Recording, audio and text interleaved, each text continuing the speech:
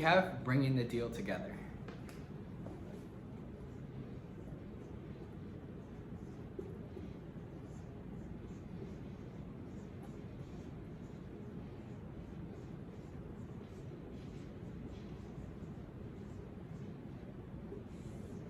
All right, bringing the deal together. So what I mean by this is that sometimes the prospect has already said yes, but the deal is not completely put together, right? Meaning there might be some things to still figure out. So sometimes, like let's say in real estate, maybe the person's like, yes, I want to buy the house, but then you have to figure out the loan application and getting them approved, and that can be messy. And then there's a lot of other things that can be messy after that happens as well.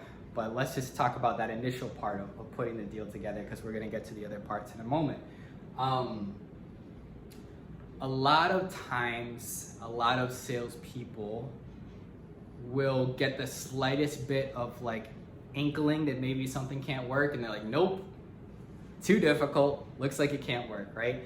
Like, maybe lenders, right? Sometimes if someone doesn't have the perfect credit score and they think it's a little too low, and they think it's a little messy deal, doesn't really look very realistic, at least on the absolute surface, like, nope, can't do it, sorry, they don't qualify, right? But you have to, one of the most, I think, valuable questions that I ever came up with for myself is, under what circumstances would the answer to this be yes?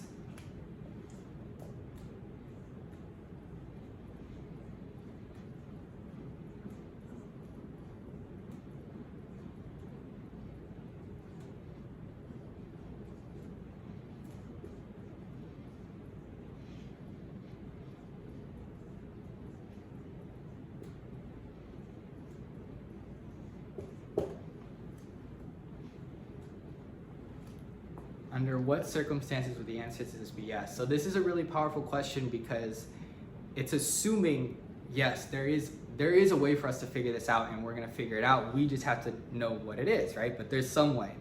Could we do this? Could we do this? Could we do this?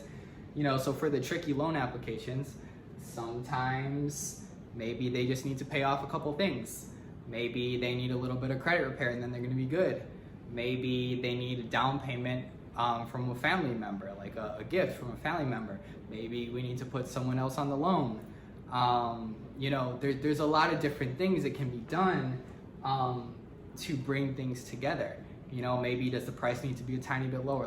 But if we ask under what circumstances would the answer to this be yes, it's very powerful, because it's sort of like, we're gonna get here and we're here. We just figure out how to close that gap. Is it this? Is it this? Is it this? Is it this? Is it this? And we start coming up with all these ideas. Now, sometimes it's just not possible, right? Or sometimes what you come up with is like, well, we could do this, this, and this, but they won't be able to buy for, a couple years because they just had a bankruptcy 6 months ago, right? So sometimes you get to something that is a deal breaker that's like, okay, this is impossible right now.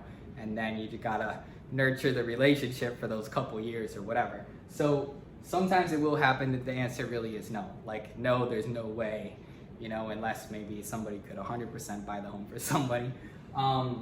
But sometimes you will get reasons why it's a tricky situation, and maybe nothing can be done at that moment. But a lot of times, salespeople, lenders, anybody that's involved in these things, real estate agents, they'll get the slightest inkling of like, oh, credit tiny bit low, oh, monthly payment tiny bit high, oh, they're like, oh, could we buy down the rate? Could we do this? Could we, there's so many things that could be done to problem solve.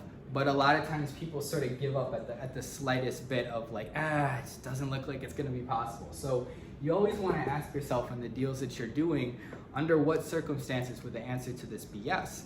And then you just have to figure out, okay, well, if we did this, this, this, and this would work. And like, okay, can we put that together? Is that a doable thing? So really having your problem solving hat on, and really staying focused, Like I said, the people who get paid the most are the people that are the best problem solvers, right? They had to work through all those objections.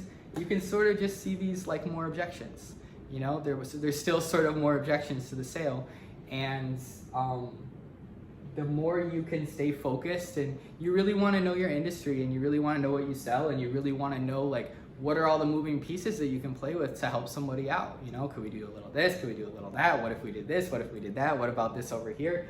You want to have sort of as many of those things in your tool belt as possible, so that you have lots of ways of solving complex problems that are going to come up, even if the person has said yes, but they haven't been able to maybe officially go under contract or whatever for some other reason. Maybe it's the financing, it could be other stuff, but use this question: under what circumstances would the answer to this be yes? Have as many tools in your tool belt as you can. Learn as much as you can as possible about how to put deals together, even tricky ones.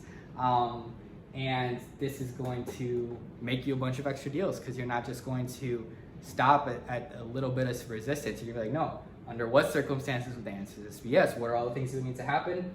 And you keep working it until you figure it out. And if the answer is no, you get to the bottom of all that and the answer is no, nothing's possible, at least you can rest easy. You know you left nothing on the table. And if you always are like that with every sale, that's a good feeling, because it means you know you're getting every single one that's possible.